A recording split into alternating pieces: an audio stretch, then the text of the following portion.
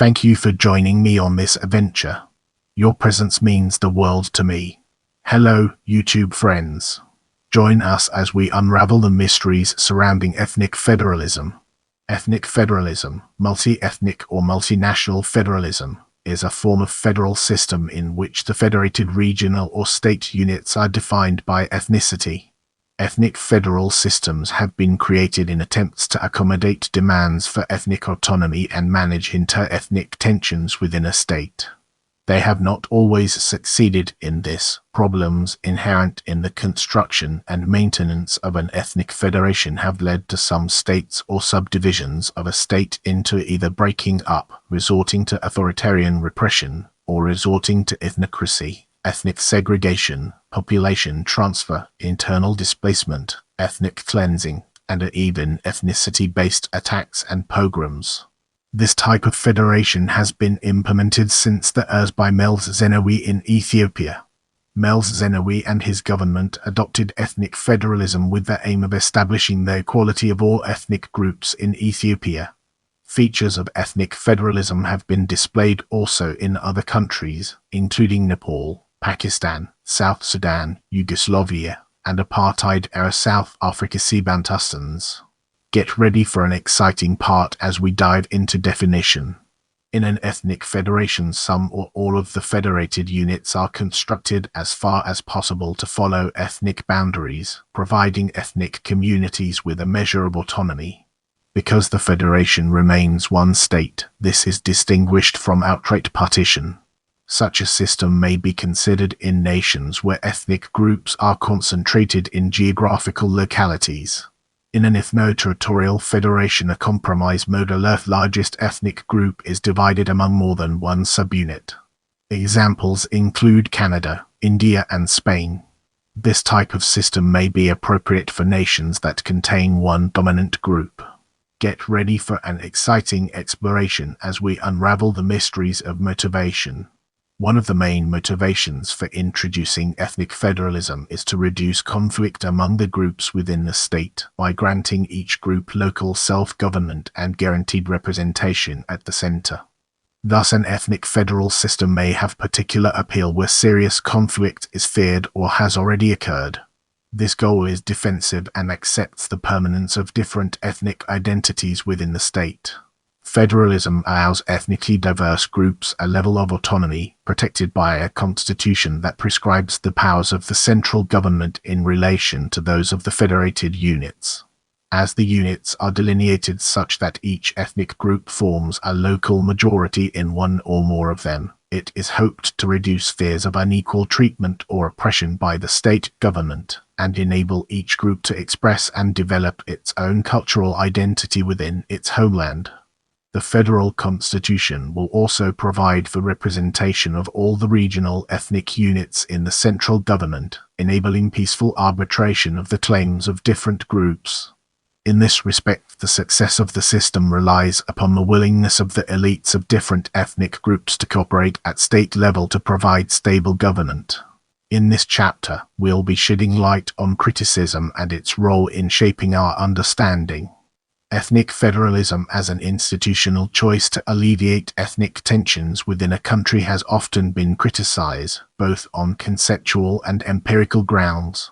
At the theoretical level, the difficulties include problematic concept of ethnicity as an ordering principle. Consciousness of ethnic identity may develop or harden within a political system structured along ethnic lines, and may be mobilized for political advantage. Difficulties drawing the boundaries. Complete ethnic homogeneity is rarely found within any territory in multi-ethnic states. As a result, new minorities are likely to be created within the subunits, who may be or feel in danger of being victimized, and may destabilize the federal system with ongoing demands for their own subunits.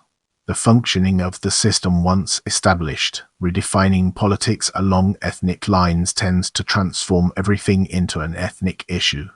In some conditions, the federal system may result in ethnicizing group identities and giving rise to or exacerbating, instead of alleviating, ethnic conflict at the subnational level.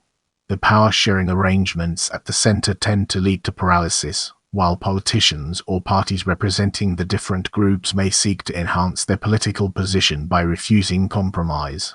In most cases, however, ethnic divisions within a state are pre-existing and are not initiated by the establishment of an ethnic federation. Tendency for secession. Instability and the pressure for secession are likely to increase once the groups within a country are provided with resources, legitimacy, and an independent power base. The federal structures may enable the regional groups to build up economic, political, and even military strength, leading to the ultimate collapse of these states under ethnic tension. People will increasingly identify with the regional subunit rather than the federation as a whole, thus threatening the unity of the state. In cases of severe hostility and conflict, ethnic federalism does not go far enough in separating rival groups, and partition may prove to be necessary. It is also noted that in practice ethnic federations have frequently failed, but it is rarely clear how far this is because ethnic federalism is a misconceived institutional form or because of the inherent difficulties in running a state with deep ethnic divisions. Overwhelmingly, those states that adopt ethnic-federalism do so because alternatives have been tried already and have failed. Anderson 2013 cites among the failures, Eastern Europe, the Soviet Union, Czechoslovakia, and Yugoslavia, Africa, the East African Federation, and Ethiopia, Eritrea, the Caribbean region, the Federation of the West Indies, and Asia, Pakistan, and Malaya, Singapore. As ethnic federations still in being, he points to Belgium, not a pure case, Ethiopia, not democratic, and Bosnia-Herzegovina, whose future prospects are questionable. Get ready for an exciting part as we dive into Ethiopia. Ethiopia has over 80 ethno-linguistic groups and a long history of ethnic conflict. After 17 years of armed struggle, in 1991 Meles Zenawi's party replaced the Mengistu Haile Mariam-led military dictatorship in Ethiopia. Zenawi, up to then leader of the Tigray People's Liberation Front TPLF and the Ethiopian People's Revolutionary Democratic Front EPRDF, wished to end what he imagined was a dominance of the Amhars of Shua. A new constitution was introduced in 1994, dividing Ethiopia on ethnic lines into 9 regional states and 2 multi-ethnic chartered administrations, Addis Ababa and Dire Dawa. Ethnic groups received rights to self-government. The states were given autonomy in legislative, executive, and judicial functions, while there were provisions for ethnic groups to be represented in central institutions. Ethnic groups were granted the unconditional right to secession, although it is doubtful whether any group could in fact achieve this. The government was aiming not only to reduce inter-ethnic conflict but to equalize living standards in different areas and improve the working of public institutions locally. There are different views on the success of the system. The country was described by a visitor in 2011 as at peace, progressing towards prosperity. The federal system produced stability relative to the previous situation of conflict between a centralist state and ethnicity-based liberation fronts, and the government has claimed that previously marginalist groups have benefited from the arrangement. In practice, the autonomy of the regional states has been limited by the centralist and authoritarian nature of the ruling political party, the EPRDF, which has encroached on regional affairs and thus lost its legitimacy as a neutral broker.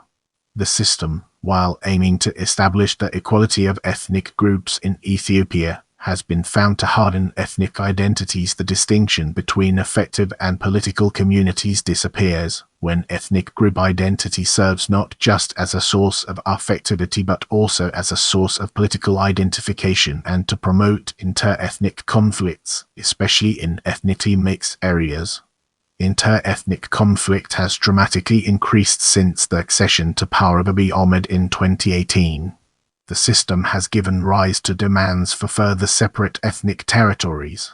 According to political analyst Teshom Brogo, Zenawism contradicts the political philosophy behind the African Union, in that every African nation agreed to keep the colonial boundaries after independence despite multiple tribes being placed together within national borders.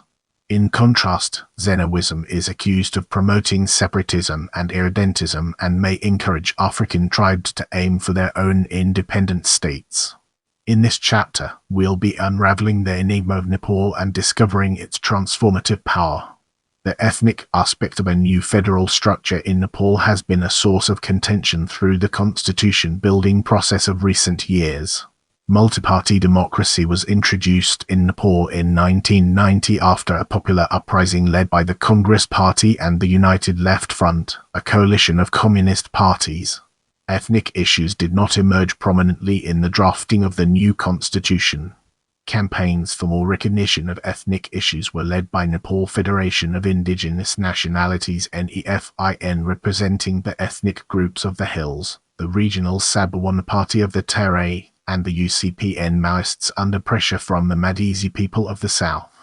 Following the 2006 democracy movement in Nepal and the overthrow of the monarchy, an interim constitution was promulgated in 2007.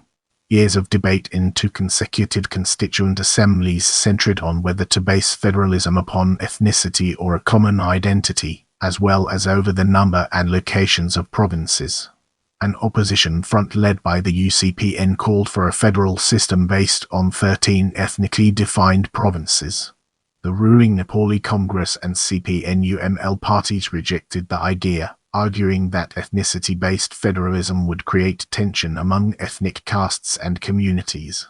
Resistance also came from the upper caste Brahmin and Kshatriyas, who feared that their long-standing political dominance would be threatened by ethnic federalism. The three parties later agreed on 9 founding principles for establishing provinces. 5 of these were identity-oriented, referring to ethnic and cultural ties.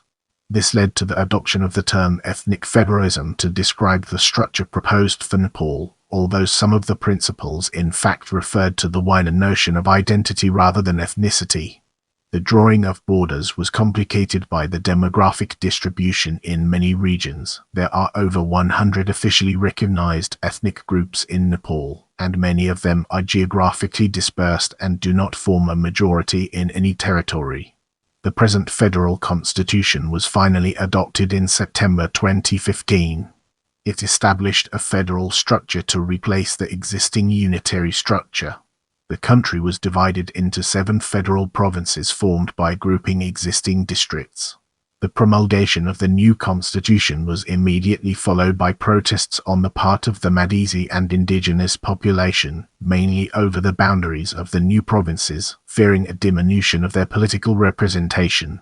Brace yourself for a deep dive into Pakistan as we explore its impact and relevance in our evolving narrative. Following the secession in 1971 of East Pakistan to become Bangladesh, the Pakistani government sought ways to accommodate the ethno-nationalist demands of the different groups within what had been West Pakistan. The 1973 constitution imposed a federal structure giving autonomy to the 4 main provinces, each historically identified with an ethno-linguistic group, the Punjabis, Sinhais, Balochis, and Paktans. The political identity of these groups was legally recognized in the constitution, giving them a status distinct from that of other groups. The provisions for autonomy were, however, fully implemented only in the province of Sindh. Through the subsequent period of military regimes and conflicts in different parts of Pakistan, the federal system did not appear to confer stability comparable to that of India. The constitution was reintroduced, with amendments, in 2010. This time all 4 provinces received formidable autonomy in terms of both legislative and financial powers. In general, the changes were marked by increased ethnicization, encapsulated in the renaming of North-West Frontier Province to Khyber Pakhtunkhwa Land of Paktans. The changes were seen as an important step forward in strengthening the provinces, but there seemed to be little willingness to go further towards a fully multi-ethnic structure catering for all groups. The system has been described as highly counterproductive in respect of reigniting violent ethnic conflict between Sindhis and Mujahs in Sindh. It has also evoked demands for separate provinces on the part of Hazarals and Saraikis. Indeed, it has been asserted that Pakistan is seldom acknowledged as an ethnic federation. Moving on to the next segment, we have South Sudan. South Sudan became independent of Sudan in July 2011. and initially the transitional constitution established 10 federal states and 79 counties, mostly based on ethnicity. Intercommunal conflict mounted, and there were calls from various groups for creation of further ethnocentric states and counties. Stephen Parkour, then Minister of Education in Jonglei State, opined in 2013 that ethnic federalism in his country had proved divisive and expensive to run and did not make for real democracy, and called for multi-ethnic states and counties to be created at least around the main cities. In October 2015, South Sudan's President Salva Kiir issued a decree establishing 28 states, again largely along ethnic lines, to replace the former 10 states. The measure was approved in Parliament in November, although in February 2020 the number of states in South Sudan returned to 10. The spotlight now falls on Yugoslavia as we delve deeper into its details. The 1946 Constitution of the Socialist Federal Republic of Yugoslavia created a federation of 6 republics. To the 3 nationalities identified in the former name of the country Kingdom of the Serbs, Croats and Slovenes were added the Macedonians, Montenegrins and Bosnian Muslims, now Bosniaks.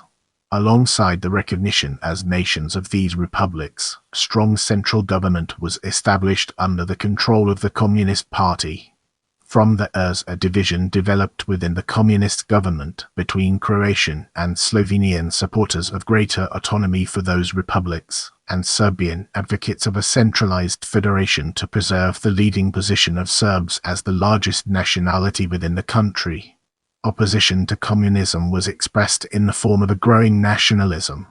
After the central authority waned in the ERS, the leaderships of the republics increasingly pursued the interests of their own territories and inter-ethnic tensions mounted. Between 1991 and 2006, the 6 constituent republics all became independent nations. The earlier years of this process were marked by a series of wars. The lesson drawn was: share this video with your friends and spread the knowledge.